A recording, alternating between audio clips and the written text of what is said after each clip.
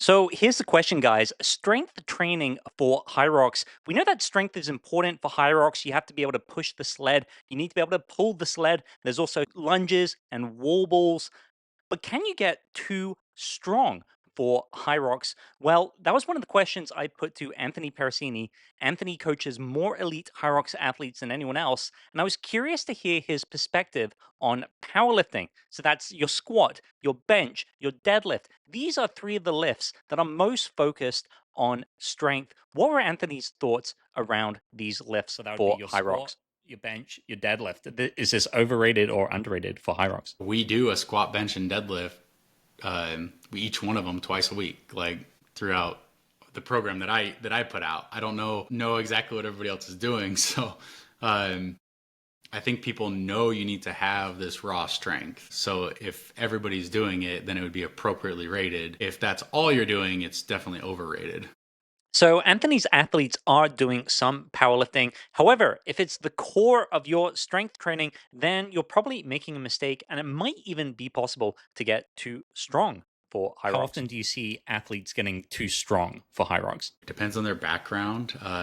They want to be stronger is a common misconception I see. They're like, I just want to be stronger. This person or this person is way stronger than me. And it's like, yeah, but you're faster than them.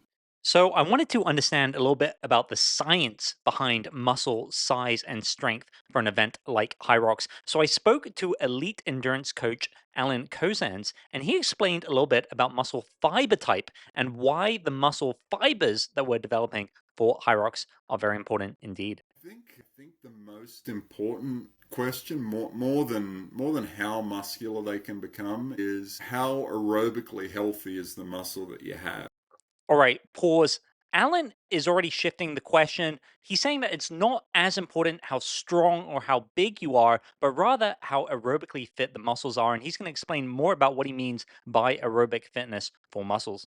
We want to have a lot of mitochondria within the muscles that we have, because mitochondria is the energy house of the cell, right? So it's responsible for taking in any excess energy that we might have within our body, whether it's increased blood glucose, whether it's increased fat, whatever the source of energy is, and burning that. And this mitochondria lives primarily in slow twitch muscle fibers. Now, slow twitch muscle fibers tend to be smaller than fast twitch muscle fibers. And for this reason, if you want to get as big as you possibly can, most of your training in the gym is going to be very fast twitch, right? Because those muscle fibers are bigger and have the potential to become bigger. The only downside is those muscles don't have a lot of mitochondria. So I think it's really important when looking at muscle and looking at the development of muscle and even looking at strength training as a whole, to have some kind of thought in the back of your mind of not only what's going on in terms of how big my muscles are getting, but how aerobically functional is the muscle that I'm building.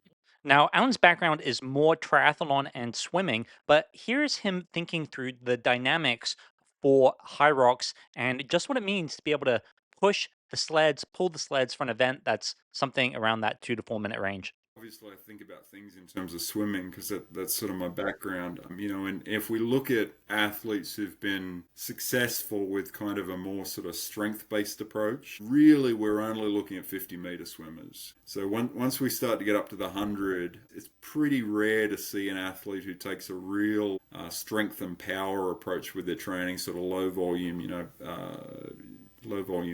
high intensity power sort of work. It's pretty rare to see them perform as well.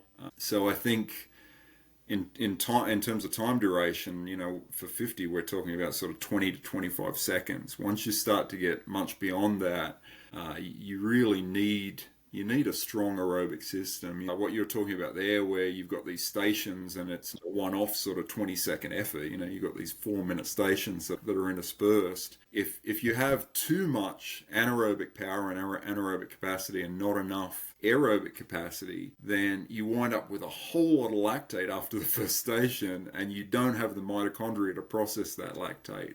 So I think for that kind of event, the aerobic system is going to be pretty important, just in terms of not being completely gassed after the first station. I think about like American Gladiator. I mean, Australia had gladiators as well, and you'd see sometimes the contestants. You'd get like this big sort of bodybuilder dude, and you think he looks the part. He looks like he's going to completely crush this, and they get to the last event, which is that 2 minutes or whatever of going through the obstacles, and they're just completely gassed after the first 10 seconds or 20 seconds. And I think about that a lot. It was the little guys who were kind of endurance competitors who tended to do better in those sort of mixed mode activities, I think. All right, guys. So that's a little bit of the science and the theory. Let's go back to Anthony, and he'll give us an example of what some other types of strength training could look like for Hyrox. I like to do a lot of alternating EMOMs. So like minute 1, you're doing maybe 8 reps of sumo deadlifts. And minute 2, you're doing like jumping lunges. And you'll rotate back and forth for 10 minutes. So you get 40 sumo deadlifts in there and, 50 jumping lunges, or it's probably 20, so 100 jumping lunges. So you could get a lot of volume without being super taxing, because they're able to move through the movements and because it's easy work, like zone 1, zone 2 stuff.